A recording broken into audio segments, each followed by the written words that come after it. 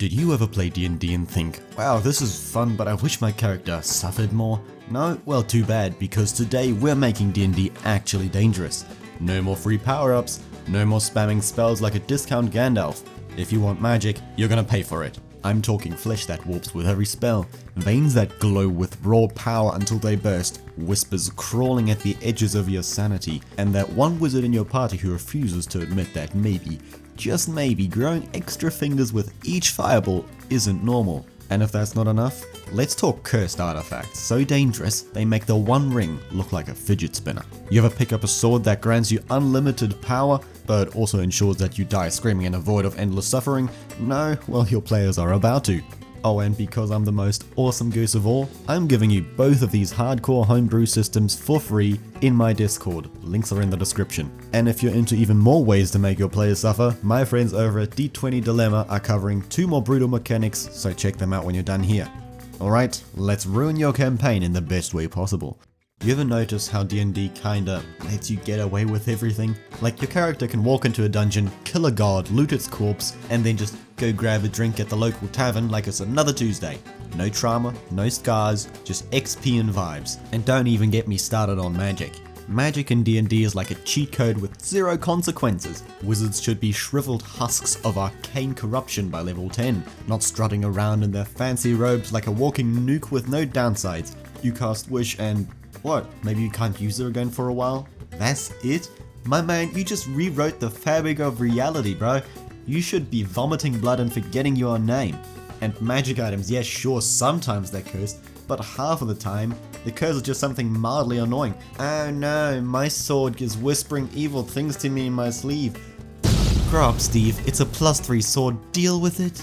D&D lets players stockpile power without ever paying for it, and that's boring. Magic should have consequences, it should leave scars and should be feared.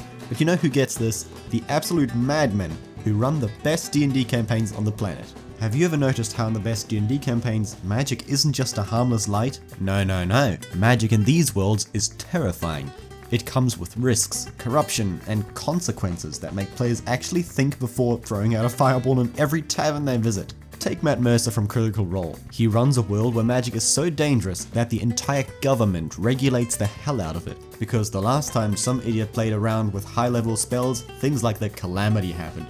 And trust me, when your setting has an event called the Calamity, you know some poor wizard did not read the fine print on that spell scroll. Then you've got Brennan Lee Mulligan from Dimension 20. This man thrives on making magic feel like it's watching your back.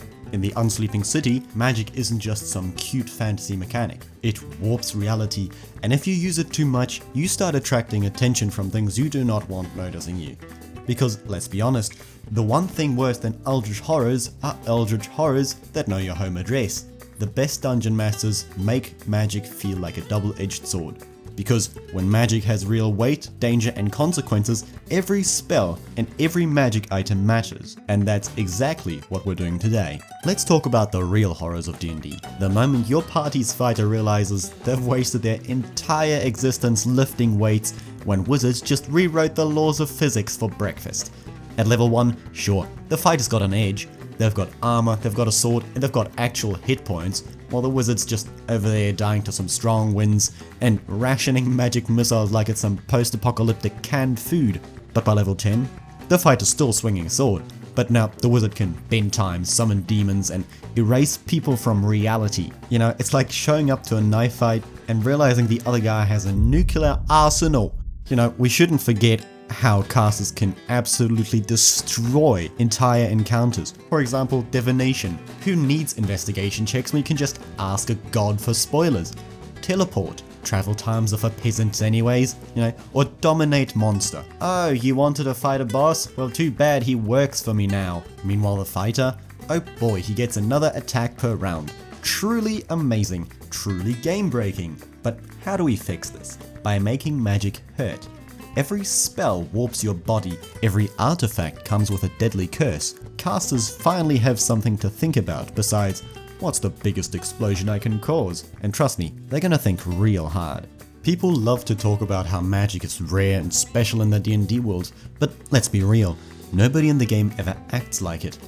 You roll into a town, hurling fire from your fingertips, and what happens? Nothing. No pitchforks, no panic, no priest screaming about blasphemy, just a shopkeeper trying to overcharge you for healing potions. But if history has told us anything, it's that people fear what they don't understand. The witches, they were burned. The alchemists, hunted. People who are just a little too good at math, accused of sorcery, and chucked into rivers to see if they'd float. Humanity has never handled the unknown well. And yet in D&D, you cast necromancy spells in broad daylight, and the worst that happens is that an NPC gives you a side eye or something. No, that's not how this works. If magic is truly rare and powerful, people should fear it, especially when it visibly changes the user. Imagine walking into a city with 6 glowing eyes, runes carved into your skin, a voice that echoes in unnatural ways. The guards wouldn't just let you in, they'd call for a cleric, a wizard, and probably an angry mob. Magic should be more than just a mechanic. It should have social consequences. And that's exactly what I'm bringing into the game with Arcane Metamorphosis. Magic isn't meant for mortals. It's a force beyond comprehension, something that reshapes reality itself, and yet wizards act like they can just study it, harness it, and walk away unscathed. No, that's not how this is supposed to work. You don't touch fire without getting burnt, and you don't touch raw arcane energy without it leaving a mark on you. However, in standard D&D, you can spend decades slinging spells and bending the laws of nature, summoning horrors from other planes, and what's your consequence? Oh no, I used my last spell slot. I must take a nap now. No, that's pathetic. Arcane Metamorphosis fixes this by making magic leave scars. Every spell you cast changes you, and the more powerful the magic, the worse the change. Maybe your eyes start glowing with unnatural light. Maybe your veins pulse with molten energy. Maybe your hands elongate, your voice warps, and your skin becomes translucent, revealing the shifting runes beneath. At first, it's subtle, something you can cover with a cloak, a hood, or a little deception. But keep casting, and soon enough, you're a walking horror show. Imagine a sorcerer who has wielded magic for years. They shouldn't look like some dude in a robe. No, they should look twisted, alien, and inhumane. Every high-level spell should cost them something. Maybe their fingers split into extra digits, twitching with arcane power. Maybe they float slightly off the ground, their feet never touching the earth again. Maybe their shadows move independently, whispering secrets and languages no one should understand. And here's the best part, it's not just a cosmetic. These mutations have real consequences. A caster with too many mutations might struggle to hide in cities, get banned from temples, or worse, attract attention from creatures that hunt magical anomalies. And that's where the real horror kicks in, because when your wizard's body starts mutating beyond recognition, NPCs don't just react with curiosity, they react with fear. Towns won't welcome you, guards won't just let you stroll past the gates. You're not the same quirky spellcaster with a staff, you're walking blasphemy against nature itself. So now, every time you sling a spell, you have to ask yourself, is it worth it? But if that's what casting magic does to you, what about the artifacts? If a mere spell can twist your body and soul, then surely the greatest relics of history should come at an even steeper price. Magic items in D&D are just free power-ups. You find a sword in a dungeon, congratulations, it's stronger than your last one. You pick up a ring, now you can turn invisible whenever you want. No drawbacks, no consequences, just another tool for the murder hobo lifestyle.